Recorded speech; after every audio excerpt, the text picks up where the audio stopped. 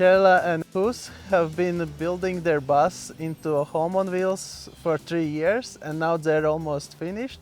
And today they're gonna give us a tour. Let's have a look. This is a Setra bus, special edition from 1984, where only the driver was driving on the bottom and the rest was all up. So it's actually a double-decker, but only the driver is at the bottom and the rest is all storage. I used it for my electrical system, for my water tank, and then for the bikes. Can you tell a bit the bus itself actually? For how much did you buy it and how many kilometers it has? 237,000, but I think it already skipped one bit. The engine is a Mercedes V8 and they told me it should do about 3 million kilometers, so I think I should be safe. The bus itself, we bought it for I think 7,000 euros. Are you okay with a manual gearbox?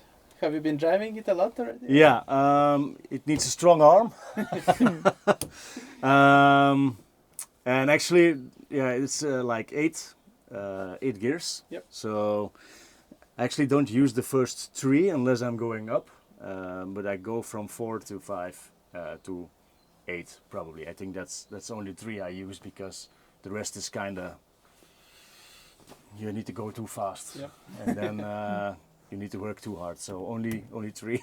And do you know the consumption? It's something around 28 liters per 100 kilometers, something like that.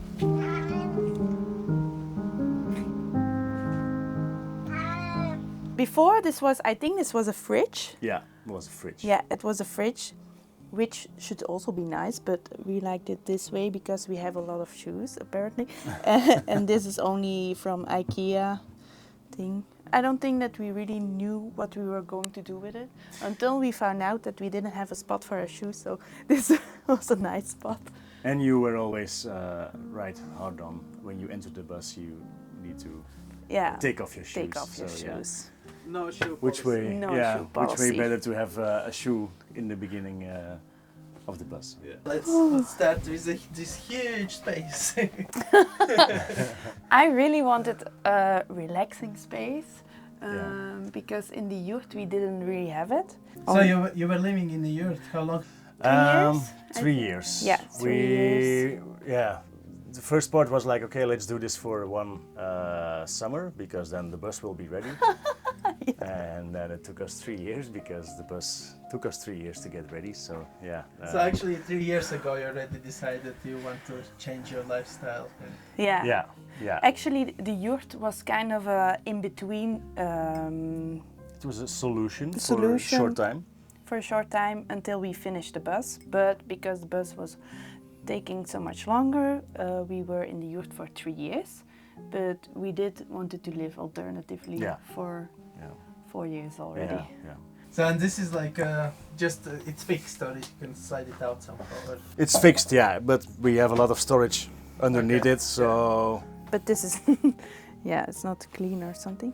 We have storage in here as well, so you can also open this one. And We still have a lot of space. but we don't know what use to do with yet. it yet. Well, if you live 3 years in a yurt, I believe. Yeah, we have space here, and here is another one, so it's also really nice. And we wanted to have a big space to lie down with the 2 of us, because in the yurt we have this small couch. And it's nice, but we can't just go like, oh, and here we can really relax in our living. So basically this would be the front when you park somewhere by the beach or somewhere. Yeah. You would have the dining place here. Yeah, and the view, wherever we go. Yeah. Panorama view. We do still need a curtain there. Yeah. Because We're a lot still of missing people it. are looking inside to the bus when we're lying here. So we don't have a fold-in table or something. Also because these chairs, there need to be fixed couches here still. With straps, so we can take more people with us. That's like a road legal. Yeah, it's future Yeah. future thinking. There's normally enough space for 2 here, Right. maybe 2 here, but we'll see. This is my desk. And there you have lots of storage and a bunk bed. This is a bunk bed. This is from my son. Important was that he had his own space, which we kind of created. He can keep the curtains closed if he wants to, and then we know we can't disrupt him. That's kind of a deal. It's not that big, of course, but it's his own area. And here are the other two bunk beds and our cat Moody. We actually wanted to have the space to take more people sleep. Then just to have the option, we decided to build two bunk beds because in my previous work I worked with youth that had a bit of a problems at home and stuff. And in the future I maybe still wanted to work with the same youth, but then on my own vision to let them go travel with us, because lots of those guys they didn't even go to France, go to the bakery and say pour moi 2 croissants et une baguette. That's something totally strange for them. And I wanted to give them some experience in the future, but it's still working in my mind. But there are two beds for. So always can take hitchhikers as well. Yeah, we took one 2 weeks ago. 2 weeks ago we took one with us. Yeah. He was from France and he was like, "Why is this touring car stopping for me?" He was actually kind of surprised, and we had a nice talk. Yeah, it was cool. Nice. This is the kitchen. This is my favorite place. In the yurt, we had a small place to cut our vegetables and then cook. But I wanted to have space. Here I can cook. And you got teeny tiny fridge. Yeah, tiny fridge. Yeah. An oven, but it doesn't work yet. It's still a bit of a problem, the oven. It Yeah. keeps shutting down, but we'll manage. Yeah. So the oven is running on gas. Yeah. Yeah. Only the oven and the fire is on gas. The rest is electricity. The heating is on a diesel. We have a small separate tank underneath, which I can fill up, and then heating system runs on diesel. Yeah. And you have even kitchen hood. Ah yeah, this is on batteries actually. Yeah. Really? No, it's not on batteries. No? No. No, it was supposed to Actually, be. I don't know. It was supposed to be on batteries, but then we bought it, and I was like, we bought it, and then we left it for a couple of months because we still didn't need it. And then when I needed it, I started unpacking, thinking it was batteries, and then it wasn't batteries. So it's on the electric. So I had to put up another cable, Oh, I didn't know that.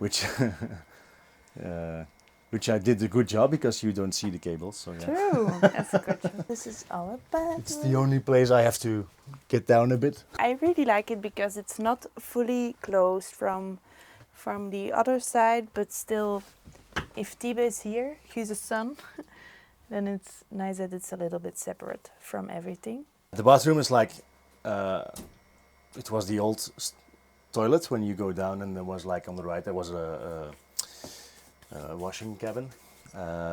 Sink. A sink, that's it.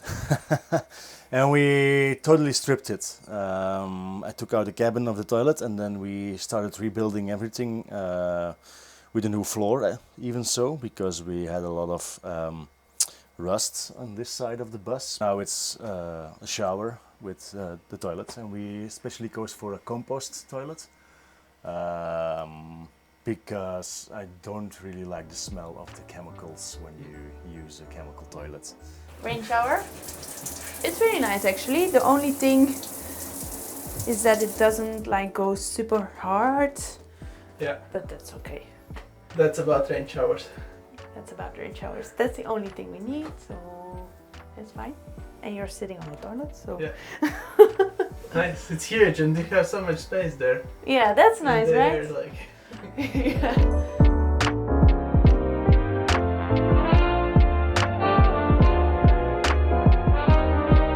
Alright, if you enjoyed this tour, leave the thumbs up and see you in the next one. Cheers!